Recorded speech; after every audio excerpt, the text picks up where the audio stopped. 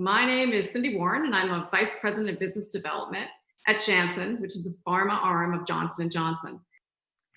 As one of the newest board members for ASAP, I've had the pleasure to be associated with this professional association for well over a decade, in one way or another. And what I wanted to share with you is why I feel it's really important to be part of ASAP. Greater than 50% of global CEOs want to, in some cases, or have to partner to continue to grow their business. I think it's widely accepted that innovation comes from everywhere and that companies no longer can believe that they can do it alone. And so we're sourcing it from external opportunities as well. But we also seen that many alliances fail. In fact, greater than probably 50% of them can fail. And so what we've seen is by adopting best practices, this can greatly improve your chances of success. Some of the things that ASAP can bring to us and the tools specifically. We looked at resources that ASAP had. We talked about the education and the professional development that they offer. There's conferences such as this, as well as other events, both regionally and globally. We have social media communities, and we also have tools and best practices. But I think it's best articulated by one of the board members who said to me that all of our jobs are made easier when we speak the same language. We leverage similar tools, and we share best practices. I know that I've spoken about this often, about coming together and being able to speak the same language.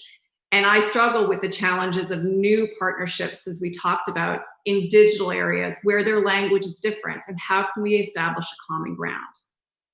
So how do we make the idea of sharing best practices really happen? You know, ASAP, I don't think, is just a portal for information. It's much more than that. It's a community. It's a community, and it's evolved. It's evolved during this time, but I still think there's a value in this community. It's to share, and it's to help each of us advance the profession. And then this community extends past these events.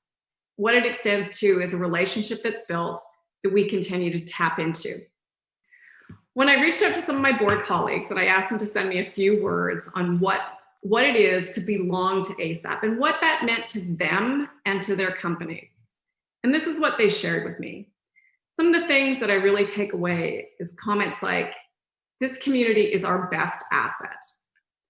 Ideally, across the globe, when we network, we learn from experts in our industry. It's a platform for newcomers. It obviously helps make this a little less scary. It establishes common approaches so that when we come together in collaborations, we know how each partner will be, at least have a sort of a set of processes. Ultimately, it's a network of peers. In a profession that's continuing to evolve, it's about long-term personal relationships. And some of these long-term personal relationships can last decades. In our world, many of us compete in marketplace.